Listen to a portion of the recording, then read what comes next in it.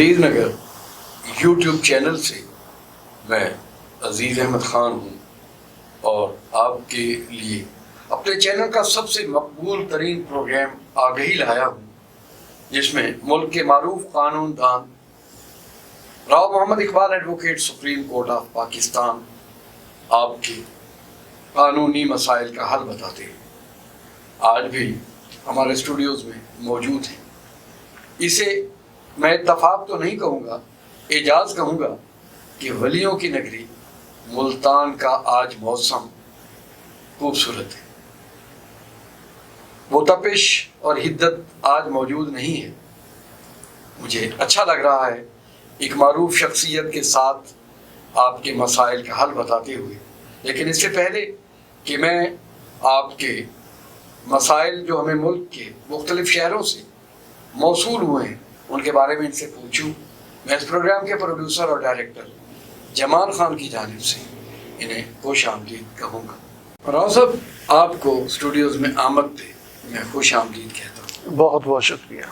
हमारा पहला सवाल, टाटा की नगरी लाहौर, पंजाब का सूबाई दारुल हुकूमत।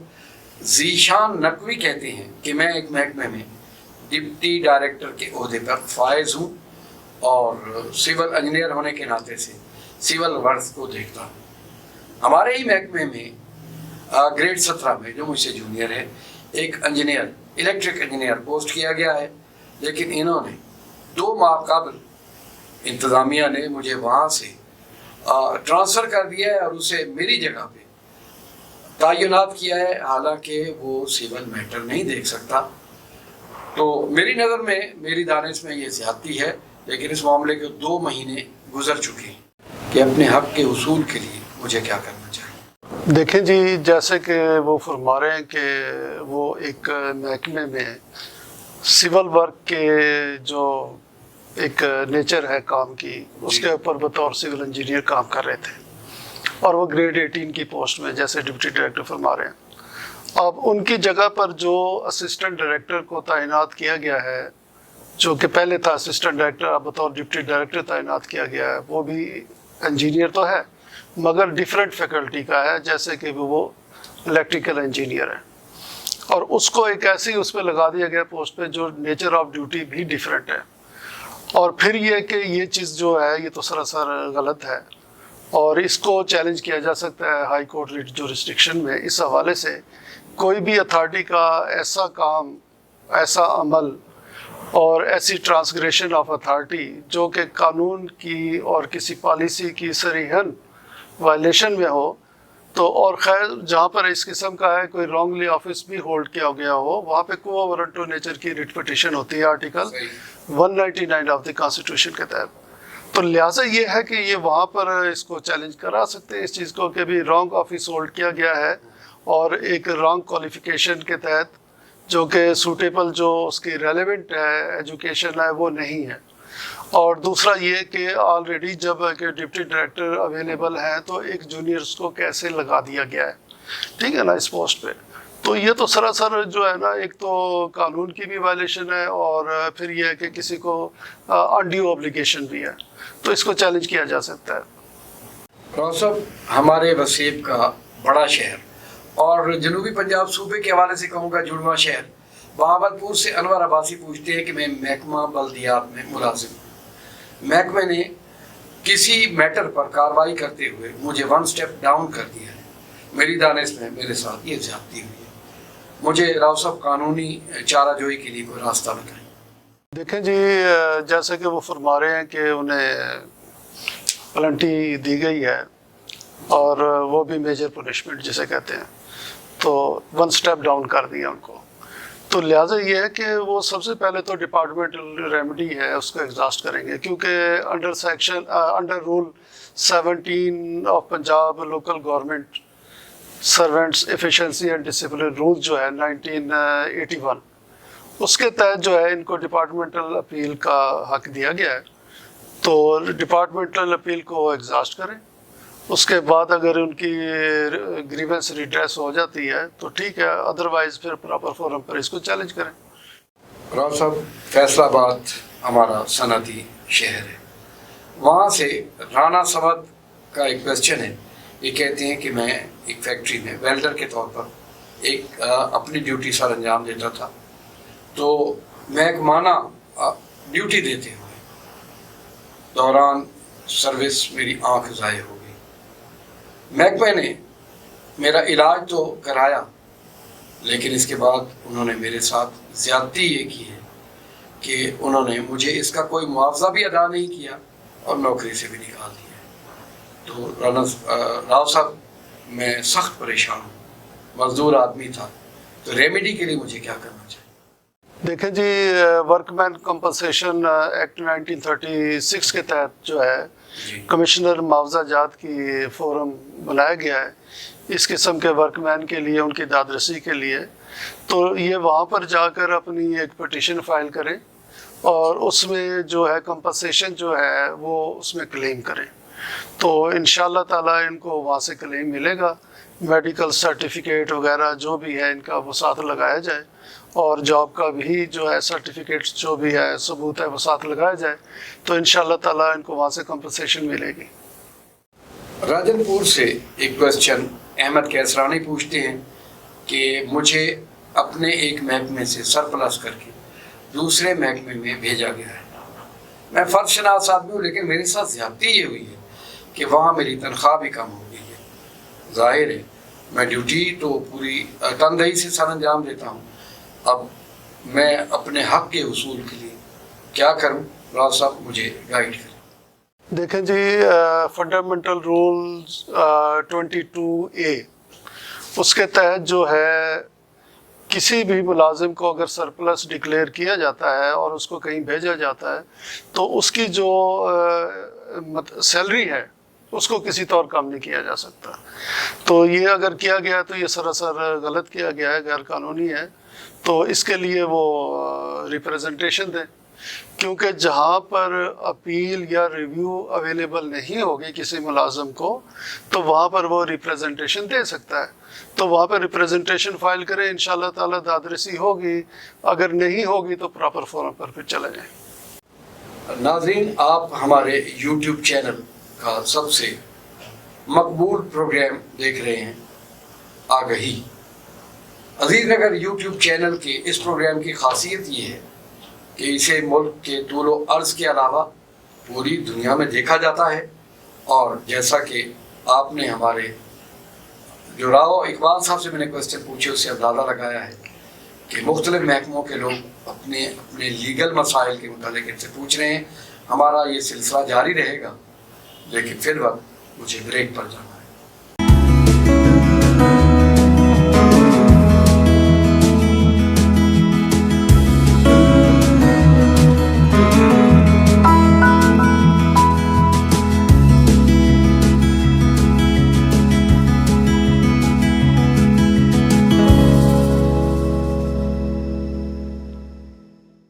वेलकम है। उकाड़ा से एक क्वेश्चन है और ये भी सर्विस मैटर से मुतालिक है।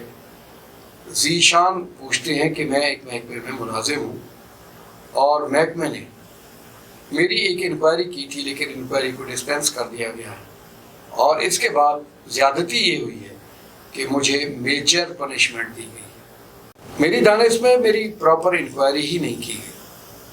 राइट था, अगर मुझ पर कोई एलिगेशन था तो मुझे अपना मौक़िफ़ बयान करने का हक़ दिया जाता। मेरे साथ सख्त ज़्यादती हुई है।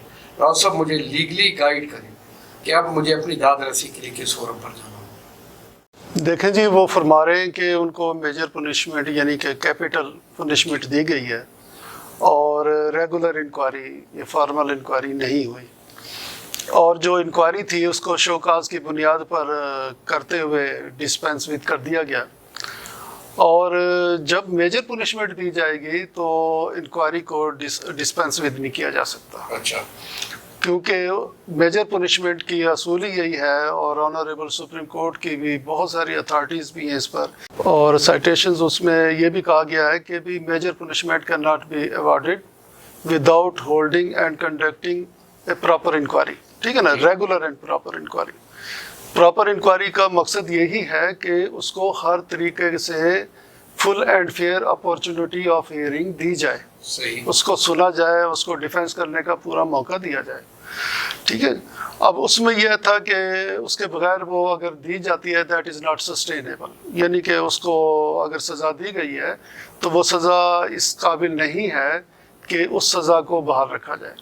تو لہٰذا کیونکہ وہ تو ایک سزا ہو چکی، اب یہ ہے کہ وہ اس کے خلاف جو ہے ڈپارٹمنٹل ریمڈی میں اپیل میں جائیں اور اس میں یہی حوالہ دیں کہ مجھے میجر پنشمنٹ دی گئی ہے اور جو انکوائری ہے اس کو ڈسپینس ود کیا گیا. اور میں ایک اور بھی بات بتا دوں، جب انکوائری کو ڈسپینس ود کیا جائے گا تو اس میں ڈسپینس کرنے کی وجہ سے جو مطلب اس کی ریزننگ ہے وہ ریکارڈ کی جائیں گے.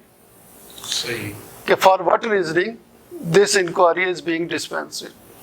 اس میں اگر وہ انکوائری ڈسپینس ود میں کوئی پلازیبل ریزننگ نہیں ہے جو اکارڈنگ ٹو لا ریکوائرڈ ہے تو وہ بھی جو ہے اس کی ڈسپنسیشن جو ہے وہ بھی ختم ہو جاتی ہے، وہ بھی انلیگل ہے.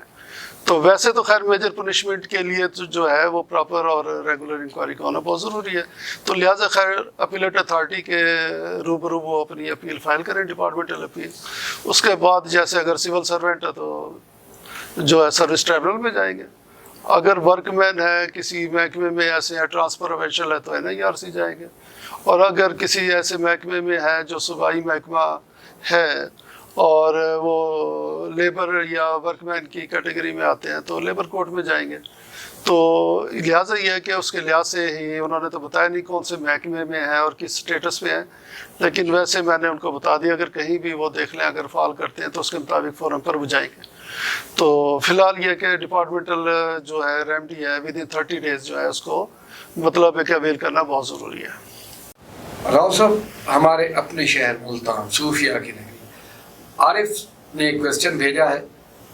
وہ کہتے ہیں میرے خلاف محکمے نے ایک آرڈر پاس کیا ہے. انہوں نے محکمے کا نام نہیں بتایا، لیکن ان کا کہنا یہ ہے کہ اس آرڈر کے خلاف میں نے محکمانہ اپیل کی ہے، مگر محکمے نے یہ اپیل اس بنیاد پر یہ کہتے ہوئے خارج کی ہے کہ اس کی محکمانہ اپیل بنتی نہیں تھی. اب راؤ صاحب مجھے بتائیے، میں یہ قانونی معاملات کو تو نہیں جانتا، آپ میری رہنمائی کریں کہ مجھے کیا کرنا چاہیے. دیکھیں جی، جہاں پر کسی بھی کیونکہ مختلف نوعیت کے آرڈر ہوتے ہیں اور مختلف نوعیت کے آرڈرز کے خلاف ریمڈی ہوتی ہے، کسی آرڈر کے خلاف اپیل ہوتی ہے، کسی آرڈر کے خلاف نہیں ہوتی. تو لہٰذا یہ ہے کہ یہ اصول ہے کہ جہاں پر اپیل اور ریویو پرووائڈڈ نہیں ہے وہاں پر جو ریمڈی ہے وہ ریپریزنٹیشن کی ہے. تو اگر اپیل یا ریویو کی ریمڈی ان کے پاس اس قانون کے تحت یا اس آرڈر، یہ تو نہیں بتایا انہوں نے کہ آرڈر کس نوعیت کا تھا، ورنہ شاید اس پہ بھی ہم بات کر لیتے. تو لیکن وہ جیسے کہ انہوں نے فرمایا کہ انہوں نے ڈپارٹمنٹل اپیل کی ہے، محکمہ نے کہا جی اس کی اپیل نہیں بنتی.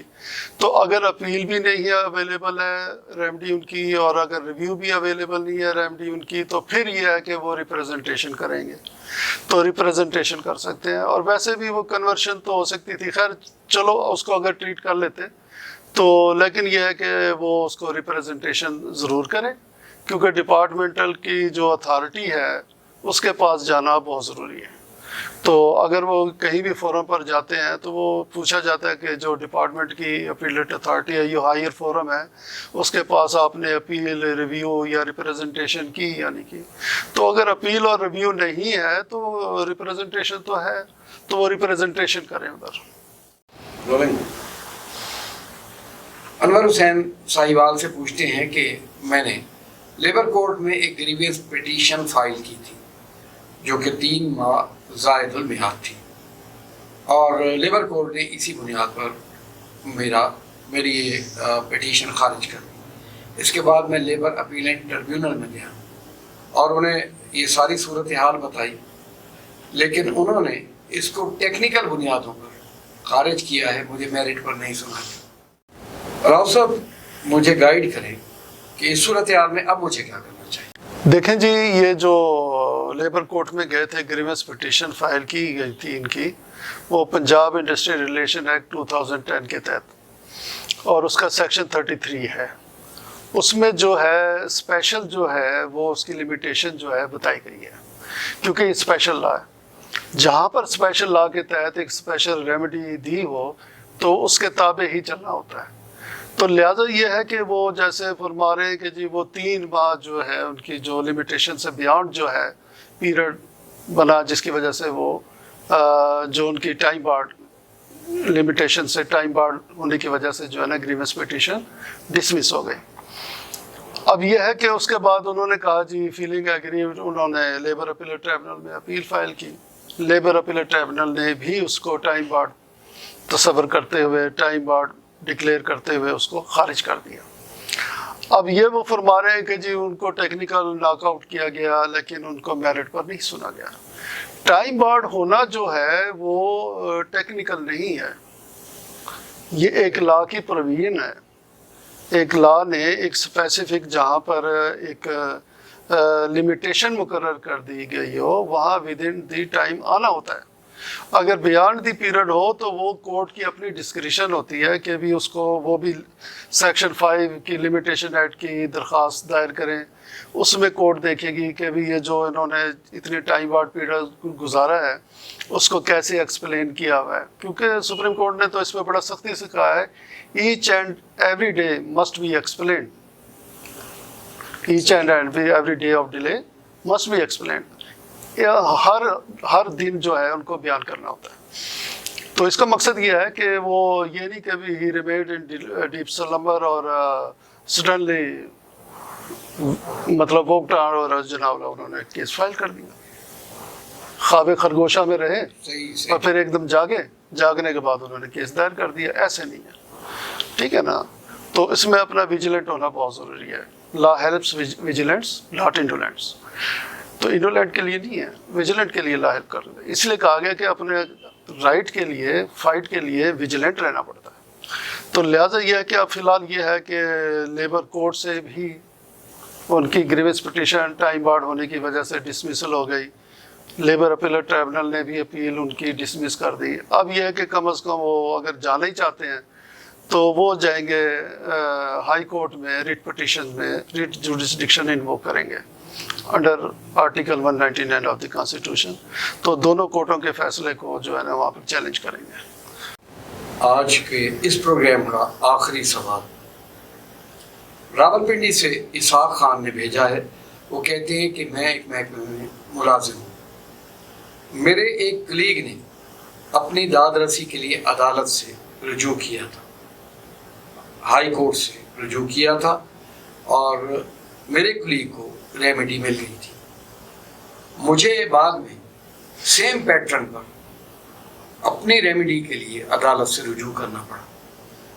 وہ جن جج صاحب کے پاس میری پٹیشن لگی تھی، حالانکہ جو میرے کلیگ کو ریمیڈی ملی تھی اس ڈیسیژن کی کاپی بھی میں نے لگائی تھی۔ اب مجھے سمجھ نہیں آ رہی کہ مجھے فردر کیا لائے عمل اختیار کرنا چاہیے۔ راؤ صاحب کائنڈلی مجھے آپ گائیڈ کریں۔ وہ اصل میں ریلیف کی بات کر رہے ہیں کہ ایک مسئلے پر، ایک میٹر پر وہ گئے ہائی کورٹ میں، جی، ریٹ جوریسڈکشن میں under article 199 of the constitution. High court نے انہیں ریلیف دے دیا۔ اب اسی سیم میٹر پہ جیسے کہ وہ فرما رہے ہیں کہ ایگریڈ پرسن دوسرے تھے، وہ گئے کچھ دنوں کے بعد اسی ہائی کورٹ میں، لیکن جج صاحب کوئی اور تھے۔ تو کیونکہ سنگل جج کے فیصلے کا پابند نہیں ہے، آئی سمجھ؟ اچھا۔ اور جسے رول آف کنسسٹنسی کہتے ہیں، رول آف کنسسٹنسی کا بھی اصول یہی ہے کہ اگر جس جج نے وہ ریلیف دیا ہو اگر اسی جج کے پاس جائے تو وہ پھر رول آف کنسسٹنسی کو فالو کر کے، کیونکہ ان کا ویو آ چکا ہوتا ہے، اس سے وہ ڈیویٹ تو نہیں کر سکتے نا۔ یہ تو نہیں کہ کسی کو کوئی ریلیف دے دیا کسی کو کوئی، تو وہ جب ان کا پہلے والا ریلیف دیا ہوا وہاں آرڈر لگایا جاتا ہے، اس کا حوالہ دیا جاتا ہے، تو وہ جج صاحب دیکھتے ہیں کہ واقعی یہ میں نے سیم آرڈر اور سیم ریلیف دیا ہوا ہے اور سیم میٹر پر، تو وہ پھر اس کو ریلیف کو سیم ایکسٹینڈ کر دیتے ہیں رول آف کنسسٹنسی کے تحت۔ تو لیکن اگر وہی کسی اور جج کے پاس جائے، وہ جج صاحب یہ کہہ سکتے ہیں کہ یہ تو میں نے تو نہیں ریلیف دیا، اور اگر یہ ریلیف دیا ہوا ہے تو میں اس سے مطلب وہ نہیں رکھتا، ایگری نہیں کرتا، تو انہوں نے وہ لمیٹیشن پہ خارج کر دی ان کی ریٹ پٹیشن۔ آئی سمجھ؟ انہوں نے ریلیف نہیں دیا، بعض کا 212 آرٹیکل بارڈ آ جاتا ہے یا کوئی بھی ہے، تو اس وجہ سے انہوں نے ڈسمس کر دی ان کی ریٹ پٹیشن کو نان مینٹینیبل ڈکلیئر کرتے ہوئے. تو لہٰذا یہ ہے کہ وہ اس چیز کا پابند نہیں ہے ایک جج دوسرے جج کے فیصلے کو یا اس کی اوپینین کو مطلب ہے کہ فالو کرے. ٹھیک ہے نا. تو ڈی بی کا فیصلہ ہو یا اوپر سپریم کورٹ کا فیصلہ ہو اس کے تو وہ پابند ہو جاتے ہیں. اگر ڈی بی کے فیصلے کے اوپر بھی کوئی سپریم کورٹ کا ایسا فیصلہ ہو تو وہ سپریم کورٹ کو ہی پہلے دیکھیں گے کیونکہ سپریم کورٹ کی سب آرٹیکل 189 کے تحت پابند ہے. تو لہٰذا یہ ہے کہ رول آف کنسسٹنسی کو وہ کلیم نہیں کر سکتے تھے اس صورت میں.